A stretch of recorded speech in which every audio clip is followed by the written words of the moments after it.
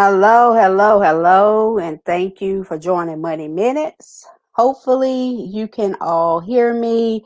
I apologize for the previous thing. I was just talking and there was nobody there.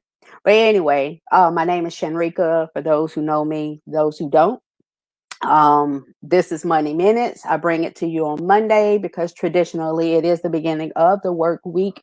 So it is my goal to bring you some information that will hopefully allow you to make better choices with your money throughout the week. Because if you go throughout the week, weeks turn into months, months turn into years, and that can, exponentially improve your financial situation and those of the ones you love. Speaking of the ones you love, I am also the author of Kids Love Money. They just don't understand it. It is available at saysomething.company.site. This is an interactive workbook for kids that gives them a base, the basics of money, its uses, things of that nature. There will be more to follow. This is the first of the Kids Love series, and it can be found at saysomething.company.site. So if you know a kid, have a kid, get it. It's for the kids. It could be a great benefit to them. Again, you may not have children, but you may have nieces, nephews, or neighbors. So the book is available. Saysomething.company.site. I cracked myself up. Sorry. All right. And we're just going to talk about consumer price index a little bit. But I don't know if you recall from last week when I spoke about inflation. That is one of the two things that you have to protect your money against. The other one would be taxes. But today we're going to just go in on inflation and how it affects your money. And I don't know if you all remember, but I remember my mom saying, "Oh, when we were in school, we used to be able to get, so many pieces of candy for a penny.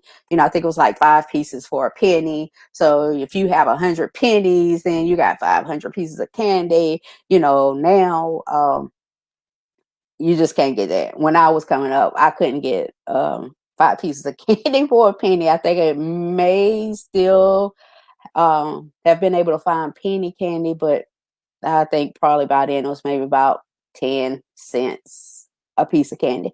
But anyway, when inflation happens, it affects your money.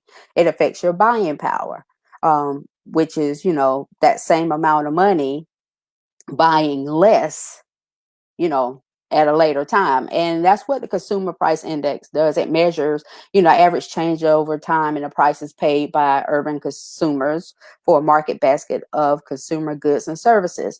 And this information you can find on the U.S. Bureau of Labor Statistics. So it's public information for everyone.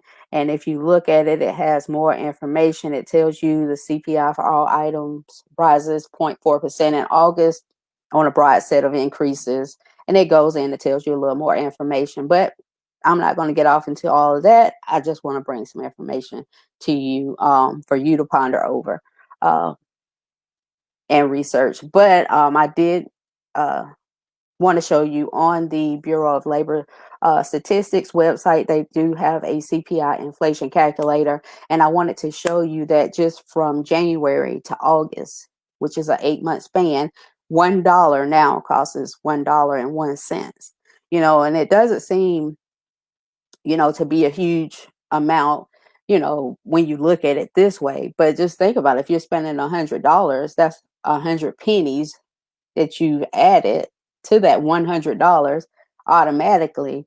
So you've given them another dollar, not including your taxes. So, just something to think about as you go throughout your day and you spend money. And also, I wanted to show you the CPI inflation calculator that's on CPIinflationcalculator.com, which I thought was really cool. It shows you $100 back in 2010 is now $118.30 in 2020. So the same thing that you would buy for $100 then now costs you $118. and 30 cents to buy that same thing. And it shows you that the rate, inflation rate from 2010 to 2020, which is over a 10-year period, has increased 18.3%. And annually, that has been about 1.7%, increase. So, you think about how inflation is eating away at your money, and if you recall from last week, anything that's 2 or 3% and below was considered creeping inflation. So, you have your inflation already eating on your money, and then you have taxes eating on your money. So you want to be mindful of those things as you go throughout your days. Because, like I said, we can make better choices on a daily basis, weekly basis, monthly basis, yearly basis. You know that would be an exponential benefit to us and our families.